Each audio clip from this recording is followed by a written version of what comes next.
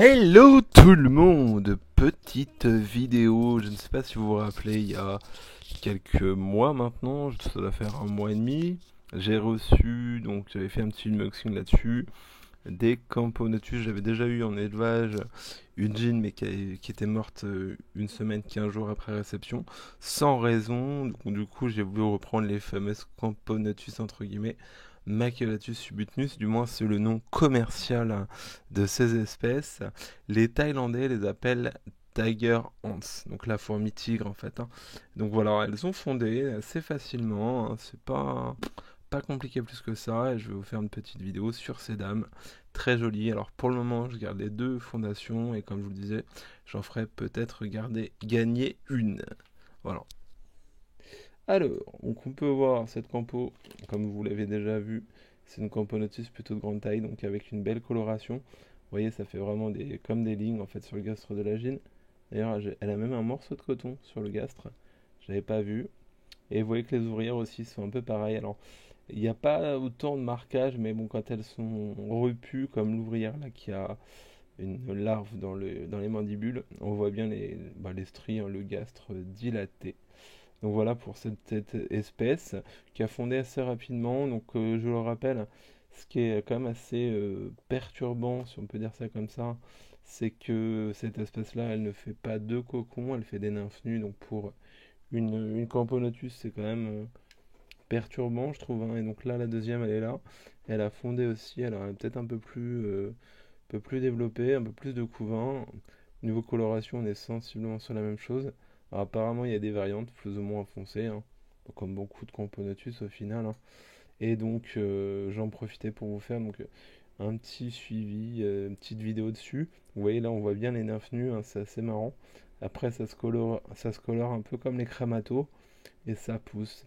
Alors c'est une espèce quand même qui a l'air, moi au début je pensais que c'était une espèce qui allait aimer le sec, justement comme les crématogastères ou autres espèces, hein, qui fait pas de cocon.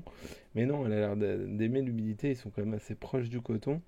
Donc c'est assez intriguant. Et donc pour la maintenance, donc c'est simple, en ginsol, je les nourris comme vous le savez, un mois toutes les semaines, imagine, que ce soit claustral, non claustral, euh, dépendante, enfin dépendante non, plutôt claustral, non claustral, on se m'en fout, moi je les nourris. Et ça les aide toujours, hein, plus que dans la nature, en fait, où elles doivent se débrouiller. Donc, du moins, je pense que ça aide un peu, ça maximise les chances de réussite, de pouvoir faire fonder, hein, cette espèce tout simplement. On va repasser sur le tube, il est peut-être un peu plus propre. Oui, et on verra un peu mieux. Donc voilà, hop, un peu. Donc, elles ont fait des déchets, mais elles ont fait une boule avec le coton et elles m'ont fait des déchets avec ça. Donc vous voyez un peu l'espèce, donc la gine elle n'est pas non plus énorme, mais c'est comme une grosse espèce, hein, puisqu'elle doit faire 1,6 cm à peu près cette gine, pour des ouvrières qui font 1,3, ouais, ça 1,3, 1,2, 1,3 cm. Voilà. Donc cette espèce-là produit aussi des majors qui sont apparemment assez balèzes, hein. J'en ai pas encore, mais j'ai d'autres connaissances qui élèvent cette espèce depuis un peu plus longtemps que moi, et donc ils ont des majeurs, donc ça aime beaucoup les liquides sucrés, ça prend les insectes, ça prend un peu tout. C'est pas délicat au niveau de l'alimentation. Alors, de ce que j'en sais, toujours en me fiant à d'autres éleveurs, ça fonde facilement, mais après, c'est assez long, hein. En un an, et je connais deux personnes, et elles ont eu une centaine d'ouvrières. Pour une campanotus facile comme ça, on s'attend à quelque chose de plus explosif, mais non. Donc voilà un petit peu pour cette espèce-là. Donc je rappelle, on la trouve en Thaïlande, il y en a également à Bornéo, de ce que j'ai compris. Et voilà, c'est pas une espèce qu'on voit beaucoup en élevage, hein. C'est vraiment, on va dire que ça va faire un an et demi où vraiment elle a été mise sur le marché et on en trouve de plus en plus.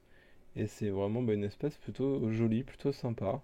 Donc voilà un petit peu pour ces petites Camponotus. Enfin, du moins, j'aime pas trop parce qu'on ne sait pas, je suis sûr que c'est autre chose. Mais vendu en tout cas sous le nom de Camponotus maculatus subutnus. Voilà.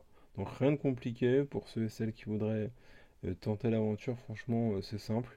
En plus, cette année, on en trouve à vraiment pas cher. Donc en moyenne, effectivement, hein, il y a quelques mois, les jeans c'est entre 50 et 70 balles. Et maintenant, on peut trouver des jeans à une quinzaine d'euros, quoi. Donc 15-30 euros. Ça se trouve assez facilement. Alors, je sais qu'en plus, elle commence à être de plus en plus présente dans les boutiques. Je sais que Formium en avait, je sais que en store on avait aussi.